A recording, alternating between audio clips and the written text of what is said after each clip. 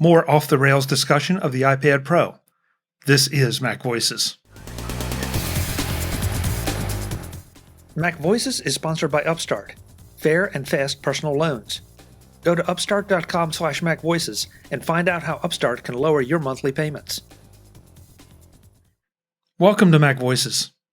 This is the talk of the Apple community, and I'm Chuck Joyner.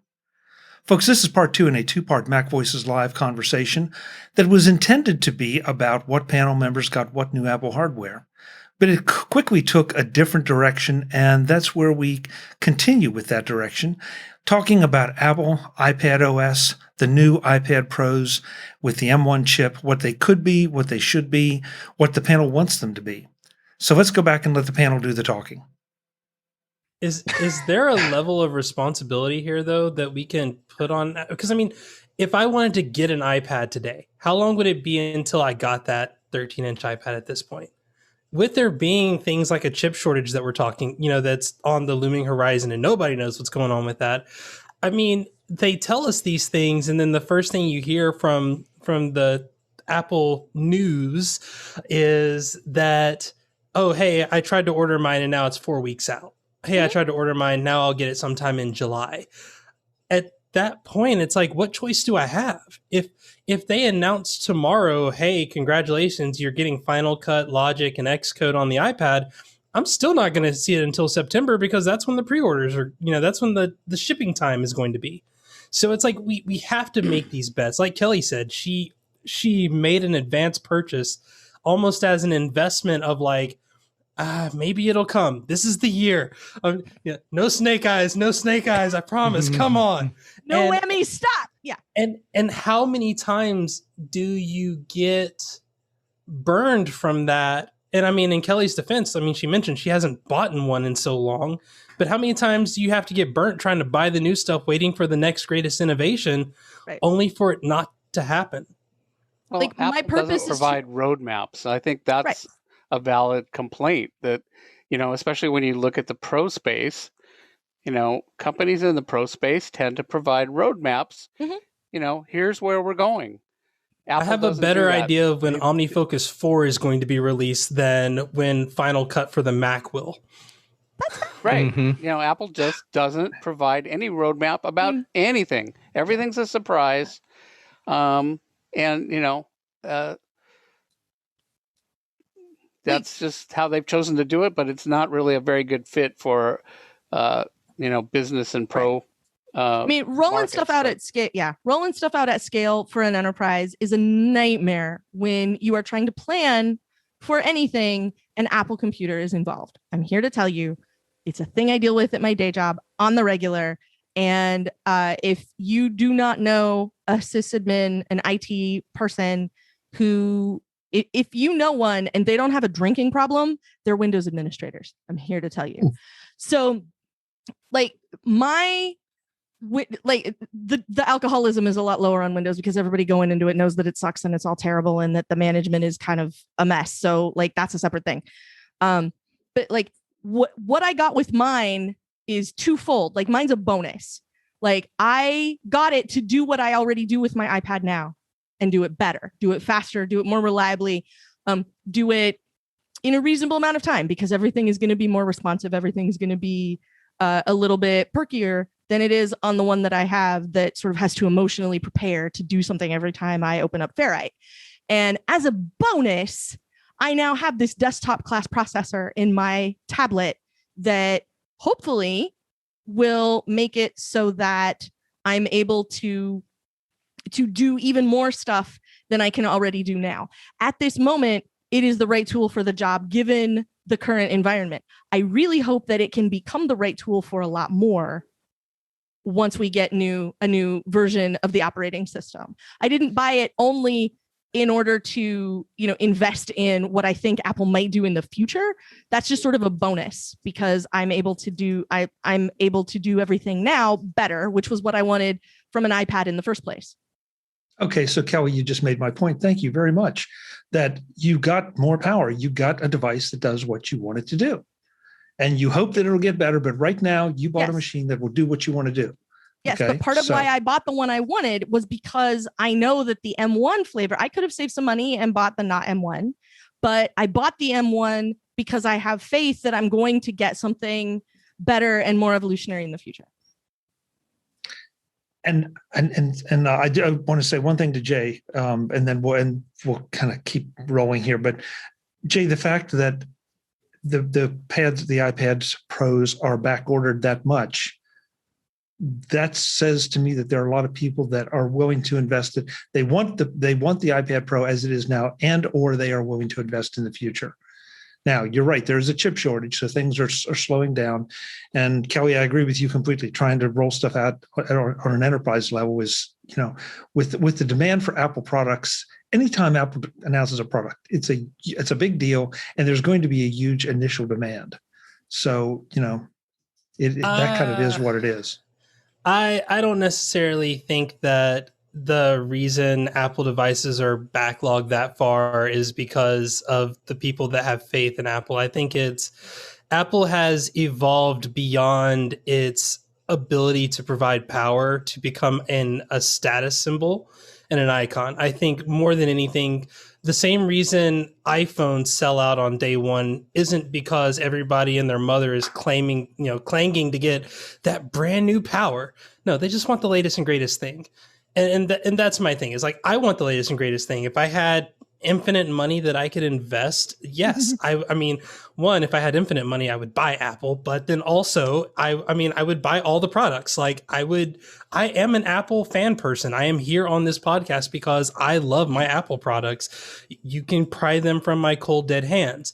That said, again, Kelly and I have these conversations regularly because there is so much frustration in this space of like, just because I can do a thing now doesn't mean that I'm happy with how I'm doing it. A good example of this, and I don't want to pick on Mike because he's new. Obsidian, like Obsidian is an answer. Yes, I love Obsidian. Swinging, but I install it, I look at it, and I go, huh? And then I uninstall it. Like I don't even want to give it a chance. And that's where I'm at with my iPad now. Like I can do the LumaFusion. I've done the LumaFusion. I can do the Ferrite. I've done that. But when I do it, I just go, huh? And then I just go, I'm gonna go back to the Mac thing because it just makes more sense. And yes, that is a me problem. That is very much a me problem, but it can't just be me. I'm sure there are people. I want to give my grandmother-in-law who's 90 years old, half blind, and like I want to give her an iPad. I just don't want to have to support giving her an iPad. So it's honestly easier for me to give her a Windows machine and drive up there once a month to make sure all the bills get paid on time. I would much rather do that than explain to her how an iPad works. And in my opinion here, Apple, you've done so many great things. You've done so many wonderful and amazing things. You talk about your diversity. You talk about accessibility. You just announced some great accessibility features. That's great. There have been things that people have been asking for years. Why? Why not? Why hasn't it been done? Why are you waiting for LumaFusion to get to the point where they can call it LumaCut Pro and then all of a sudden just say, hey, we're buying LumaFusion and now that's going to be Final Cut on the iPad? Like, why are you waiting for Ferrite to get to the point where it's Ferrite Pro X and then just say, oh, that's going to be Logic Pro X and it's coming to the iPad? I don't want that to happen. I want Apple to say, we are the biggest company in the world. We are the most popular company in the world. We could make our Apple Watch division makes enough money that we could make its own operating system, do all the things that all the people want. But there are people that have been yelling for the same things for years. It's not a new thing. It's for years. At some point, we have to just say Apple does not care. Apple doesn't care because there's not enough people out in the world that are going to buy Logic and Final Cut. That is the reason why it's not on the iPad. If more people would buy it, they would do it. Why is Keynote free? Because no one's going to buy it. That is exactly where we are in the Apple ecosystem today. And we can't just say that Apple's going to give us the best hardware in the world and mix it with crappy software, because the best software people don't want to pay for because it's not enough people buying it. So that's not an excuse anymore. Apple, give me Pro Tools. let developers develop on your tools, on the tools that they're developing for. It makes sense to me. I can do that on all of the Windows devices. I can do it on all the Linux devices. I can develop for the tool on the tool. Let me do that. I can buy a PlayStation and develop for the PlayStation on a PlayStation. Like, they give you developer kits that look like the products that you're using. Apple is the only major company that doesn't do this. I'm going to go make popcorn. Do you guys want any? Yeah. Okay. I'll be back. I'm worried about Mike because he looks like he's going to hurt himself over there laughing so hard. Well, I'm watching the chat and I'm seeing you, Chuck, going.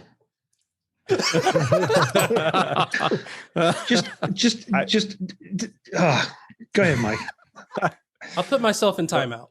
Well, I think you're talking about multiple things there, Jay, because you're talking about Obsidian. I don't even know where to start with it. And then you're talking about you want to give an iPad to your grandma and not do tech support.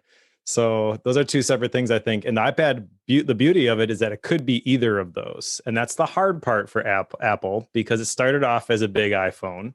And if it had stayed a big iPhone, we would be fine with that. It wouldn't cost $2,700 for the top end one, but it would probably be would a big still cost iPhone, and we would know what we were dealing with, and we would be able to give one to our elderly parents, relatives, whatever, and they would have a computer that they could use, FaceTime the grandkids, all that kind of stuff. But then the other side of it is it's a powerful computer, and it can do all these things, except some really basic computer things like have a USB port that can be used for all USB things, right? And that's just totally software limitation. Right. And that's the frustrating part for those of us who want to use it for more. And I get that it's going to take a while for them to sort all this out. And iOS is a very young platform, not to mention iPadOS being spun off of that only a couple of years ago. So yeah, I'm not even going to get into the Obsidian thing. So we can help Jay with that. Just Jay, go back and listen to Mike's interview on MacVoices, and he'll walk you right through Obsidian, and you'll get it. So that we can solve that problem. The thing that just made my head explode was that Keynote. Nobody would buy Keynote. I mean, I just patently disagree with that. As someone who has to work in PowerPoint, Okay, I'm on wearing the one my hand, teeth. yes, I'm death wearing by my PowerPoint is a thing. I'm wearing my 100% teeth. agree with you. I'm wearing my teeth down, grinding that one down, because that just, PowerPoint is just such a royal pain, and Keynote is fun to use, and I would happily pay for it. But the way I look at it is Apple includes that as one of the things that it builds the platform, both Mac and iOS, to bring you in, so that you don't necessarily, with all due respect, Jim, don't hit me, to developers and all. For a lot of people, living inside the Mac and iOS ecosystem is enough. I feel like Apple lost the Keynote war to Google Slides. I'm sorry, it's students everywhere. Let's ask 1,000 students. Wow. Which would you rather create your presentation in, Google Slides or Keynote? And I'm pretty sure Google Slides will be the answer. I'm going to tell you that a lot of students end up in Google Classroom and so don't know anything else. And so if you're going to give me a tool I know how to use and a tool I don't know how to use, I'm probably going to pick the one I know, even if I don't like it. By and large, like I personally, if I hated Google Slides that much, and I do have a fair amount of hatred for Google Slides, and you say you can use Google Slides that you know how to use and do not like, or this other thing that you've never tried, there are days when I will take the new thing behind door number 2, no question. And so I only have to call that out a little bit, because I think part of what you pay for when you pay for a Mac is you're paying for Keynote, you're paying for Pages, you're paying for Numbers. And I think that that's for 2 reasons. Number one, you get a basic level of functionality out of the box that way. You get some way to create a document, some way to create a spreadsheet, some way to create a presentation when you open the computer and turn it on, without having to do anything else in particular, having to do anything special, having to buy anything. You don't have to do any of that. And so I think that's part of why Apple gives it to you. And that's just, I've just always presumed that to be the case. I personally prefer Keynote to both of those if I still have to go from absolute zero.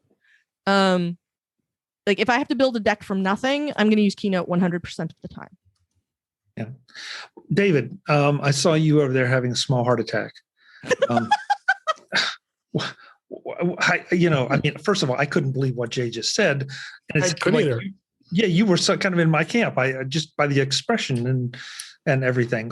I mean, Google Slides is okay, but no, just no. I mean, to Kelly's point, I think Google Slides, you hit it right on.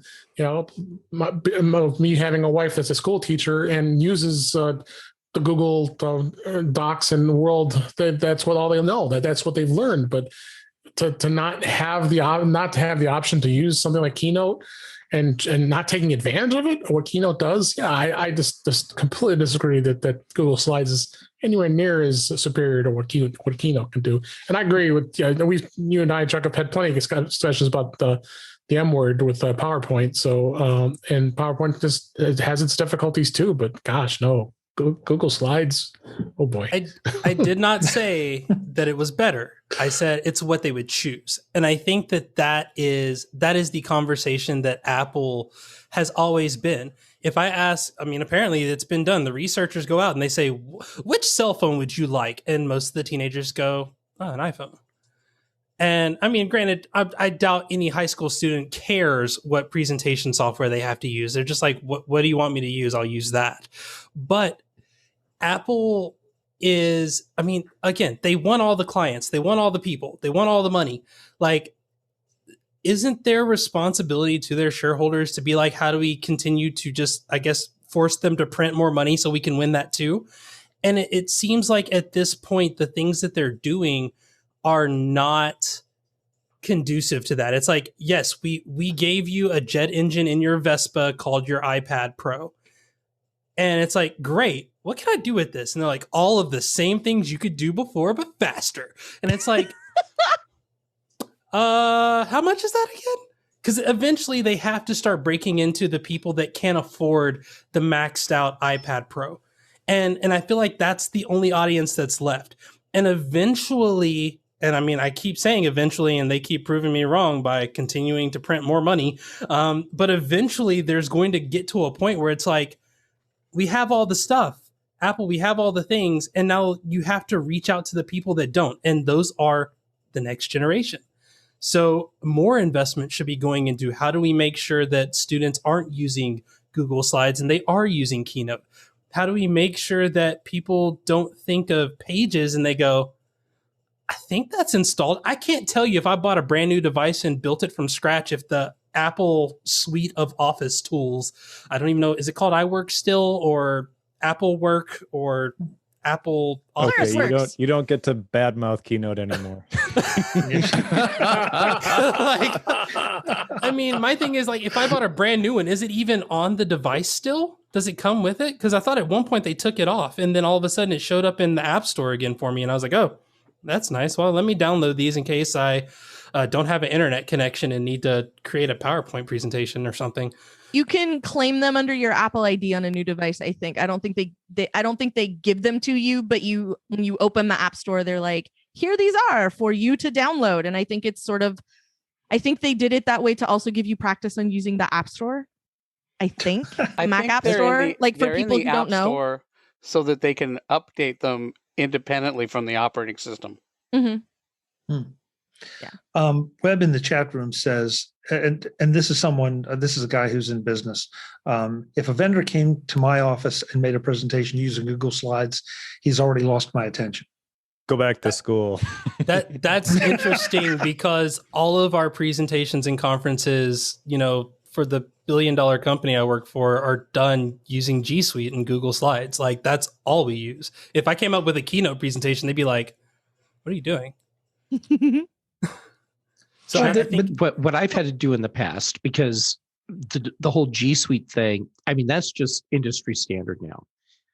I'll make a presentation in Keynote, export it to PowerPoint, then open G Suite and import the PowerPoint presentation. That's sad. Yeah, Jeff. I mean, it's what people are using, and the number of presentations that I've watched over the past few years, where it's either a webinar, it's a meetup presentation, it's some sort of professional business presentation, where it's all done in G Suite and at Google Slides. I mean, I can't even count the number that I'm seeing there. It's far higher than the number of presentations I see where I can say, now that's Keynote right there. Mm-hmm. I agree with that, but I also think Keynote is just better. I mean, I agree. Keynote is better. A lot of the videos that I make are actually just Keynote slides with magic move transitions, and it looks like I spent a lot of time animating it by hand. Behind the curtains. Now you know my secret, but like you can't do that with Google Slides. You can make very basic slides and present them in a webinar. I attended a webinar today that was presented via Google Slides. But if you have a choice, it's a no-brainer. Yeah. If I have to go from zero to a presentation and it's up to me and it's not the slides came from somewhere else, or there's some presentation I'm starting with and I just need to rework part of it or make some adjustment or something. If it's up to me to start from zero, I will start in Keynote 100% of the time for that reason, because when I'm done, it just looks more polished than anything that I know how to do in Keynote or in PowerPoint. And I've used PowerPoint way more than I've used Keynote. That's the thing, is I've spent a lot of time trying to learn how to make PowerPoint do things nicely and look good. And I don't like doing that anymore. I don't have to. And I used to have to help high school kids every summer build presentations. And when you turn a bunch of 8th and 9th graders loose in Keynote, you get beautiful pandemonium. It's great. It is the funnest thing to watch. And I don't think we could have gotten the kind of presentations that we got out of the developers at AppCamp if we were sticking them with Keynote, with PowerPoint. I think it's only because it was Keynote and we sat them down in front of it. And, we always had some kids that were like, I don't know how to use Keynote. And somebody else always go, I'll show you. It's a lot the same. It's very easy, whatever. And then they would start playing around in it. And every summer I learned some new thing in Keynote because they just went clicking around and did something and it turned out to be awesome. And it was like, wait, how did you do that? Oh, I just clicked in here and found this thing. And now it does this awesome transition or whatever. And it was really great to watch. And we wouldn't have gotten that in other things, I don't think. That is my Mac journey in a nutshell. I tried something and it was awesome. So this conversation went completely away from where we started, and it's been fascinating. But there's at least one panel member, David, who really wants to hear about your screen. So let's talk about the screen on the new iPad. I think it's pretty amazing. I mean, I like I said, I did a comparison between the 2018 and the 2021, and I do see a difference. I think that the image is sharper. It just gives me happiness of seeing that this is going to be the screen that I can enjoy looking at. I mean, the 2018, it was a good model and it was good for its time, but I think this display has some improvements. Is it the 12.9 with the XDR? No, it's not. But I have 11 inch. If you didn't, I thought you had the bigger one. No, I went with 11 inch. I opted to stay with 11 inch model because budget restraints, as well as I like the 11 inch model, and it doesn't bother me. I mean, I've got a 12.9 sitting over here, the first gen. Like I don't know if you had that or somebody with the lightning connector, and I can go look at it and say, oh yeah, this is a nice screen. But in fact, I remember I had bought that and I had that at the same time as the 11 or probably the 10.5 or whatever it was back then when I did my presentation at MacStock, holding up both displays up here, and that I was able to at least get that comparison. But yeah, there's just the cost of the 12.9 just isn't. It's a little prohibitive for me. But I like the 11 inch, and I'm very happy I did it. So it's time to box up the 2018 and send it back to Apple so I can get my credit. Yeah. Kelly, I got the 12.9, and the screen is absolutely gorgeous. Yeah. But I'm comparing it to the iPad. I think that Mike has. I'm starting to lose track of who had which. But I didn't have the 2018. I had the Lightning iPad Pro 12.9. Yeah, the one I just mentioned. Yeah, so it is quite old, and side by side playing exactly the same content. Yeah, it is absolutely gorgeous. I mean, the dynamic range is so much different, and it's brighter. I can't decide honestly whether I think it might sound a little better, but I'm also not sure. There's not a bit of a bias going on there that I was expecting it to, so I'd almost have to do a blind test on that one. But yeah, it's absolutely gorgeous. Can I just give kudos to Apple for this this display? I mean, they don't get enough credit for their screen technology, in my opinion. The XDR itself, I mean, when you compare it to the reference monitors like they did, it's not a true apples to apples comparison, but I understand like why they make some of those comparisons. I am not the person that's going to benefit from those comparisons, but I can tell very, very nice display. And then you look at what they did with the 12.9-inch iPad with all the different local dimming zones. I am very excited about them bringing this display technology to every other computer that I have access to. And when they get it in the 11-inch iPad, the 11-inch iPad, I agree, Dave, like that's the perfect one for me. Yeah. It's just so easy to grab and go somewhere with it, even with a keyboard attached. I will absolutely be buying one of those. And I think like as they roll this out to all their computers, this becomes more and more of a competitive advantage because no one else is doing anything like this. You compare a screen like that or an XDR hooked up to a Mac, and then you try to go back to like an LG Ultrafine. You can't do it. They're so much better. MacVoices is sponsored by Upstart, fair and fast personal loans. Go to upstart.com/MacVoices and find out how Upstart can lower your monthly payments. Would you like to uncomplicate your life, at least from a financial perspective, and save yourself some money along the way? You should take a good hard look at Upstart for a personal loan from $1,000 to $50,000. Upstart is fair and fast personal loans online. Fair because they don't just use your FICO score when considering your loan request. They take other things like your income into consideration. Their AI-driven approach lets them not only take a broader look at your application, but also access rates that can help get you out from under those high credit card rates. Fast because fast. Everything is done online. 69% of Upstart loans are instantly approved. That's about as fast as you can get.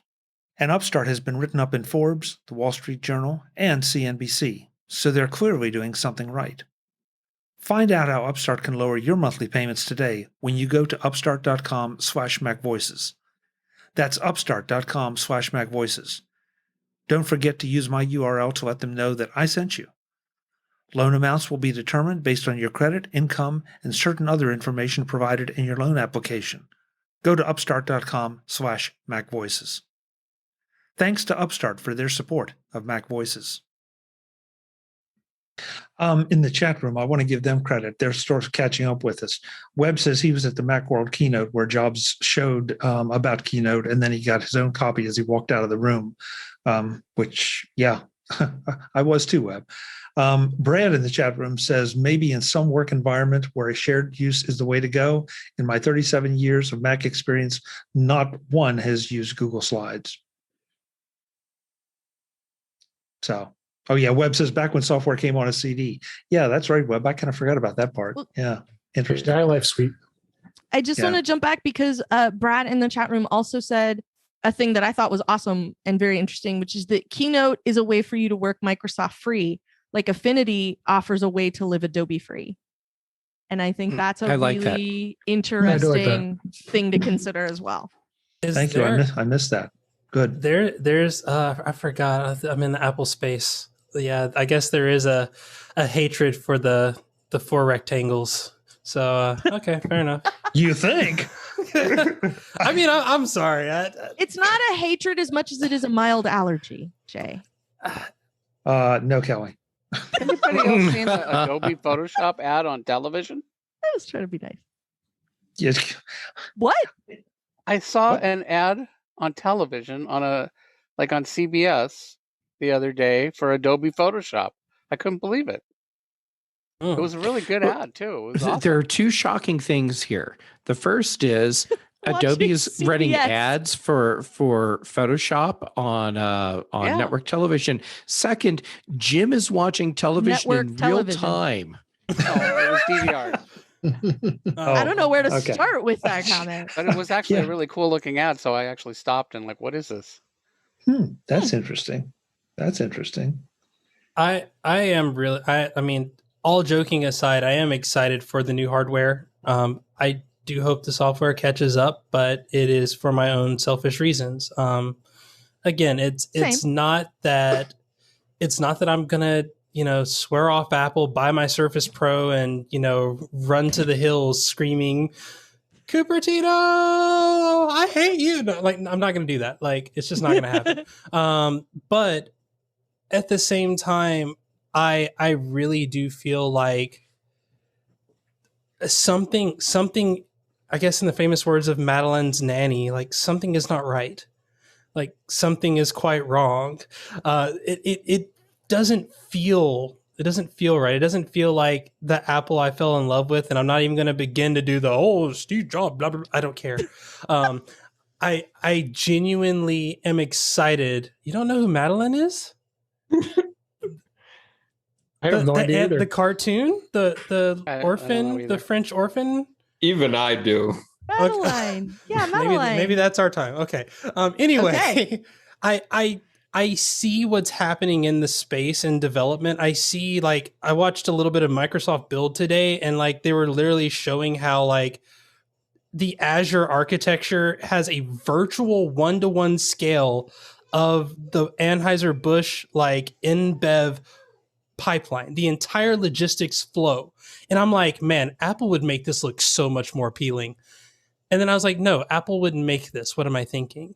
And I don't want to think that anymore. Like, Apple has claimed services, software, all of these things. They claim they love their developers, but it's like the people that they say they love, the people that they say they want to invest in, I still have iCloud sync issues.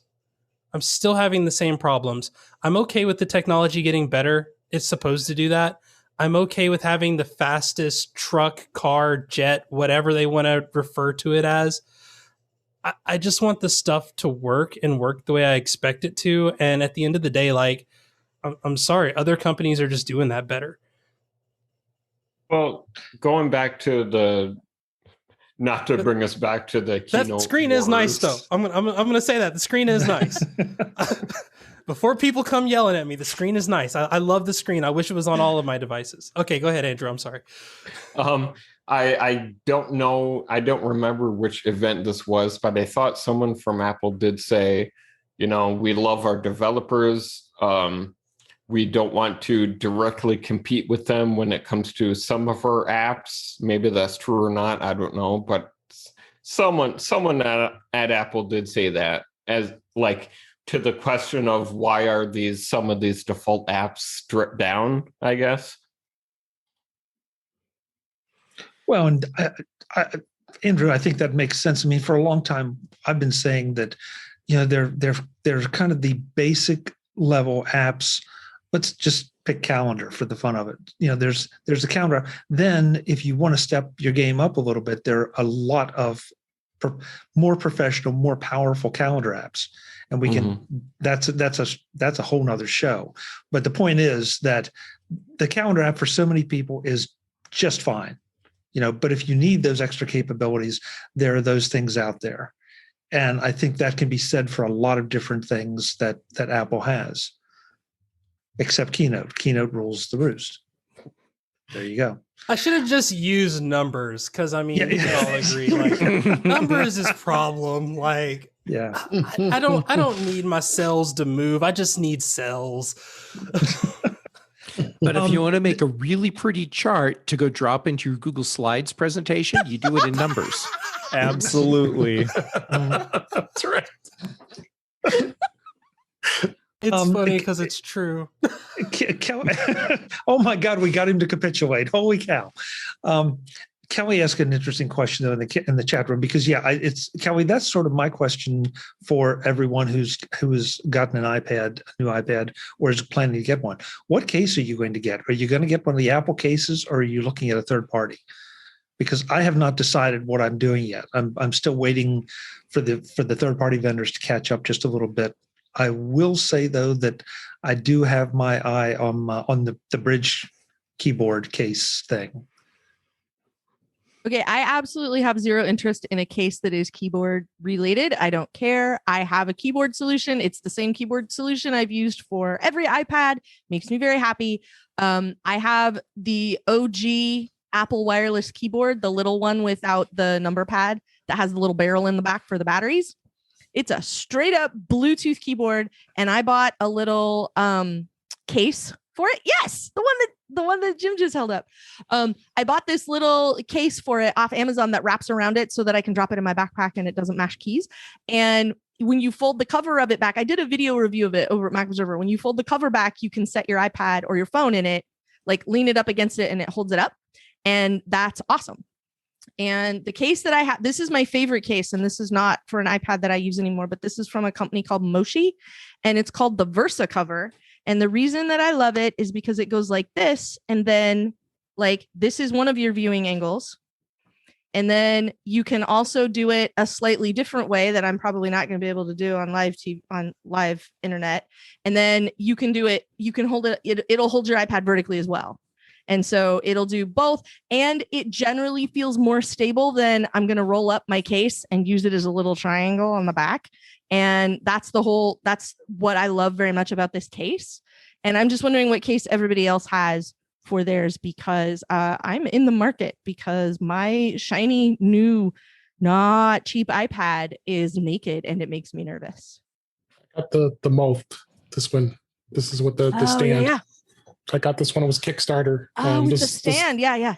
So it goes into different flexing modes. So it could be flat, or it could be a full stand up case in it, and then it goes flat too. So I have that one too.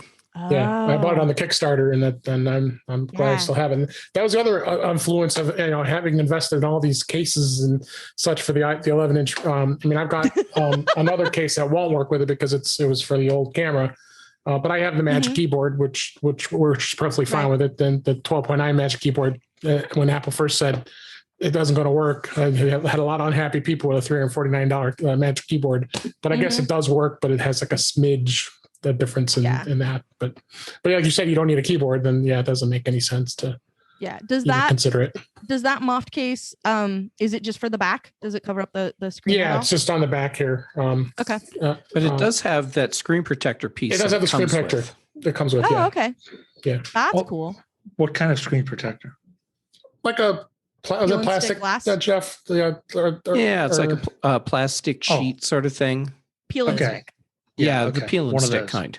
Yeah. Okay. Which that's interesting because I have one ordered. Not that case, but a glass screen protector. And I know that they're making harder and harder glass and all that. But I just still feel better if I've got that. It's relatively cheap insurance as far as I'm concerned. So, but David, I don't know if you've added the Moft one to your machine, but is that something folks are looking at, or are you just comfortable, letting the front of your iPad go naked? I'm fine with that. I mean, even when I have the new iPad sitting on my Magic Keyboard right now, and it goes naked. So I'm fine with it. When I also this one too, the fledging that has the hub in it too. I like this. This is not a bad case either. And when I did the review for it from CES earlier this year, this will still work in it too. So I think this is a pretty cool. And then plus you got the hub and everything in here too. So yeah. Oh, okay. I just need to visit David's home for wayward iPad cases, and I do have a lot of wayward iPad cases here. I forgot the name brand. This one. What was this one? This is the Zugu ZUGU case. Zugu's been around forever. I like this, but now I can't use this one because it's, as you see, it's the old style camera. So I might be tempted. I do. Don't you have a Dremel tool? Yeah, I probably could Dremel it out. Yeah. I'm like, I have a Dremel. You could send it here. That would be fine. Yeah. I did like this one because it does have the notches on the front of the of the case, and you can just flop it over, and then it just it goes to different angles. The grooves, yeah, and the grooves. So I might I might get my arm twisted. Someone might buy this one and get get a new one. Guys, we're as usual, we're way over time. It's just becoming a standard now. But I'm going to ask one last question of the panel because I need some advice. One of the things I bought with my new iPad Pro is for the very first time I bought an Apple Pencil. Yay! Nice. You all have talked about it. So what should I be doing first with my Apple Pencil to start to learn how to use? I mean, I know how to use a pencil. Okay, no joke. But what apps or what you feel is particularly empowered by the Apple Pencil? Start with something you already have and something you're already familiar with, and use it in the Notes app. Yeah, the Notes app for sure. And I say that as someone that never uses the Notes app, but it's a great place for you to start because you can write and it'll do handwriting recognition. You can draw shapes, and it's sort of like a throwback to MessagePad, and it's a great way to get into feeling how the stylus works and just getting into your groove with it. Speaking of message, just write with it in messages, and just when you need to write okay, just okay. Ironically, when I just tapped it, it went right into Notes because as soon as I tapped my iPad here, that's what it does. And if you have a blank screen, that's the first thing it's going to go to is Notes. I'm sorry, who said that, Jay or Jeff? Dave. When you Dave. Kelly. No. When you go into messages, are you talking about like doing okay? Are you? That was Jay. That's what I thought it was Jay. You're talking about Scribble. So when I do use my Apple Pencil when I haven't lost it, too bad they don't make an AirTag for your Apple Pencil. Where is Find My Pencil? Or put the just put the what is it, the U1 chip or the UW chip in there, and we'll be off to the races. I mean I use it as a stylus because that's what people wanted, so that's what I use it for. And then when there is a message and I need to respond, I just write it out. But I mean, everyone was holding up their brand new tablets, and I was holding up my tablet notebook thing. So maybe I'm a little biased because looks surprisingly like mine. Yeah, I mean my pencil's blue and it has ink, but I mean just use it. Use it like you would any other stylus. I mean it's great. You don't need to go buy Affinity Designer and redesign the MacVoices logo or anything with it. Just use it. Yeah. Since everybody's showing off their notebooks, there's mine too. Nice. Notebook check. Is that a disc bound number there, Chuck, or something else? Yes, it is. Well played, sir. Thank you. Welcome to Notebook Voices, the talk of all analog. The talk of the analog community. God, this has been. We haven't even gotten into the different pens we use. Oh yeah. Well, I have this Hello Kitty pen. Here's the collection that just sits on my desk all the time. And I have this Hello Kitty pen. And then there's the boxes of pens that I have for other things. And the one, I think I have one I stole from the bank. I want to echo Jeff's recommendation to bring us back on topic for a second. Thank you, Mike. Oh, right. And I have this Hello Kitty pen. Notes is the place to start. Although I would say, like if you were to ask me personally, I would say GoodNotes, just because GoodNotes is an excellent choice. Yeah. Notes is the like the entry level Apple version of like the sketch tools, and you got the ability to like draw the shapes and then they snap to perfect shapes and stuff like that. But if you want more tools for something like sketchnoting, then GoodNotes is the place to go. Which on that topic, by the way, like just try a bunch of stuff. You may not consider yourself an artist. I didn't either when I started sketchnoting, but these notes are yours, right? So why are you taking them in the first place? It's because of the ideas, not because of the art. So don't be upset about your handwriting being bad or not being able to. Yep, Kelly's holding up the Sketchnote handbook. It's a great book. But there's a lot of annotation type stuff that you can do with an Apple Pencil that really is powerful, even in like a business scenario, like drawing out charts and things. Don't get discouraged by the Apple ads, which show the people in the middle of the park drawing these perfect sketches of like trees and things, because that's not what yours are going to look like. But and they're not in the park doing that. Yeah, that's Yeah. not happening either. I would say if you have Notability, it's very similar to GoodNotes. It has some similar functionality. And anytime you ever want to, and both of them will do the same thing that I find the most useful in them both, which is import a PDF and use it for something. Like if you want to use it as a paper planner, but you don't want to print out all that paper, you can do that. Mike teaches a course on that, which I don't think he's going to talk about, but I am because I took it. And you can like lay out your day, in your day planner, but it's a little digital, and you interact with it just like you always interacted with your Filofax or whatever you had before, with your pen, and you can scribble on it. I am a terrible artist. Like I would have to label stick figure people if I drew them for you, and I'm the worst, but I have a lot of fun with Linea, which is an app that lets you draw, but it doesn't feel intimidating the way other sort of artistic apps can, with like, you need 18 layers and you have to name each one of them. And there's like all this stuff. You just open it and it says like, what kind of paper do you want? Do you want it to look like this? Do you want it to look like this? Do you want a grid on it?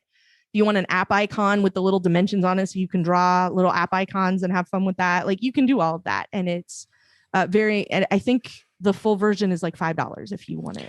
It's super cheap. Kelly. And I can't recommend it enough.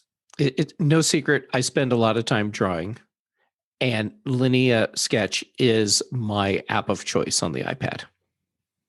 Yeah. I really like it. And I use, I don't remember if I'm in the midst of GoodNotes or Notability right now, but I use one or the other, and import PDFs and mark them up.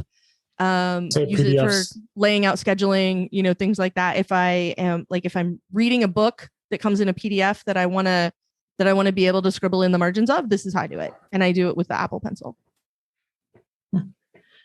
Thank you, guys. And Mike, I'm not worried about my art because I'm not an artist. I have been certified by professionals that I am not an artist. So I have no expectations along those lines. Guys, let's get out of here. Let's go around the room, let folks know where they can find you, and then I'm off to recover from this show. So going from top to bottom this time, because people have been jumping around in the order of things. Mr. David Ginsburg. David, thanks for being here. Where can folks find you? Thank you. You can find me at In Touch with iOS at intouchwithios.com. Mr. Jeff Gamet will be back on the show. He's become somewhat of a regular, which I'm excited about. I like having him on the show. And then you also find me on this show, and you also find me on Mac to the Future Go live cast with Guy and Warren on Wednesday nights on Facebook, and on the Mac show on Fridays, usually in the British Tech Network. And Dave G65 is my Twitter. Thanks. Thank you, David. Thank you. Jeff Gamet, where can folks find you other than what David just said? Yeah. Okay. How about Twitter and Instagram? I'm Jay Gamet, both places.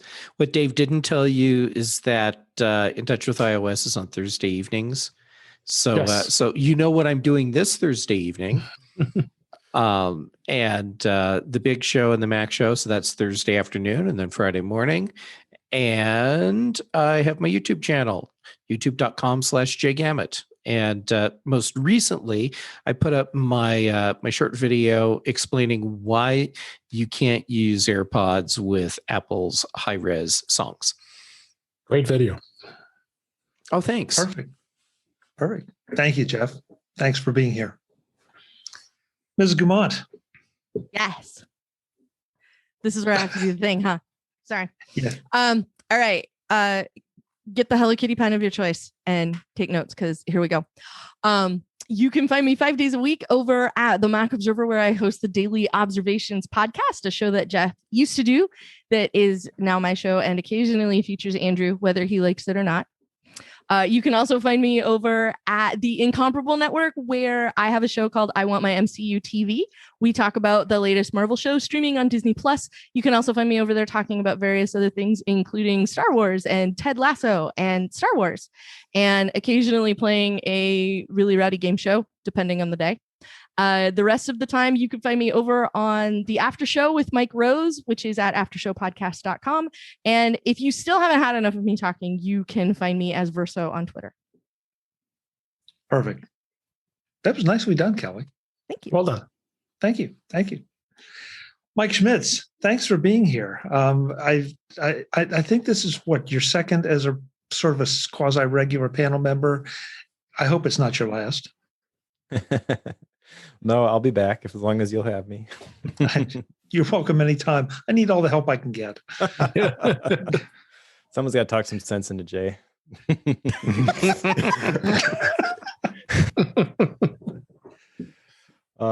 So my stuff, I can be found at thesweetsetup.com, where I'm writing and making a lot of videos lately on Obsidian.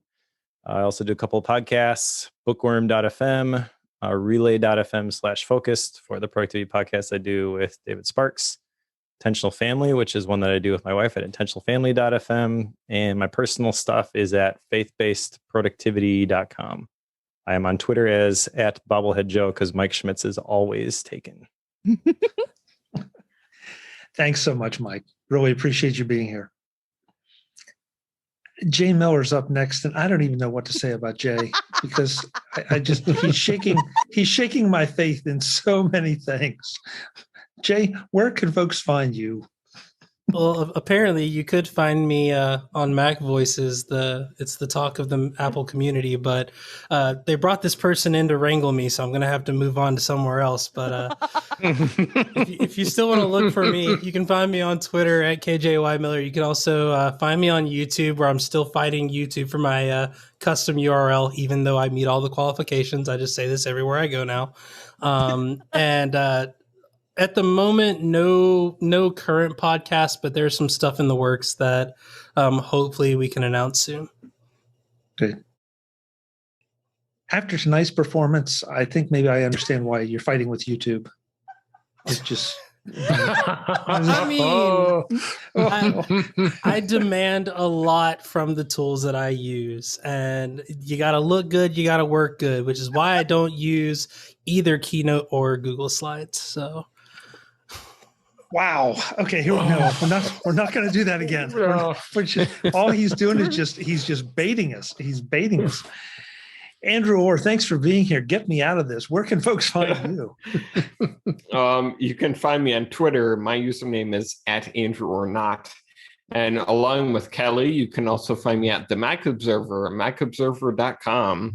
I'm writing about Apple technology, and Kelly and I also do a podcast every Friday called Security Friday, where we talk about security news of the week, like what Facebook has done lately.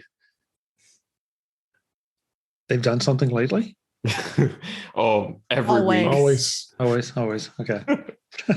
Thanks for being here, Andrew. Mr. Jim Rea, thank you so much. I'm glad you stuck it out to the end with us. It's been great having you. Jay, get my blood pressure up. 83. So you can find my Macintosh software at proview.com, and personally you can find me on Twitter at proviewjim. Great. Thanks so much, Jim. Appreciate it. Folks, I'm Chuck Joyner. This is MacVoices Live, Tuesdays at 8 p.m. Eastern, 5 p.m. Pacific. I do want to do a special extra shout out there to the chat room tonight. They've been really great about throwing some comments in. Webb and Brad, and who else was in there? I think Paul was in there. But a lot of good comments tonight. Thank you guys very much for being here and for participating. I hope you will participate next time, because we will be back next Tuesday at our regular MacVoices Live time. And I don't know what we'll be talking about, but it'll be interesting to see who's here. We'll be back next Tuesday, whether you like it or not. Yeah. Jay, it'll be interesting to see who's here, Jay. I just remembered I have a trip I got to take. Yeah. I hear my mom calling. Yeah. Until the next time, and as always, thanks for watching. Visit MacVoices.com for show notes and to connect with Chuck on social media. Get involved in our Facebook group or like our Facebook page, and get more out of your Apple tech with MacVoices Magazine, free on Flipboard and on the web. And if you find value in it all, consider supporting us through either our Patreon campaign at patreon.com/MacVoices, or by making a one-time donation via the PayPal link on our front page and in the show notes of each episode. you will join these fine people who help bring you Mac Voices.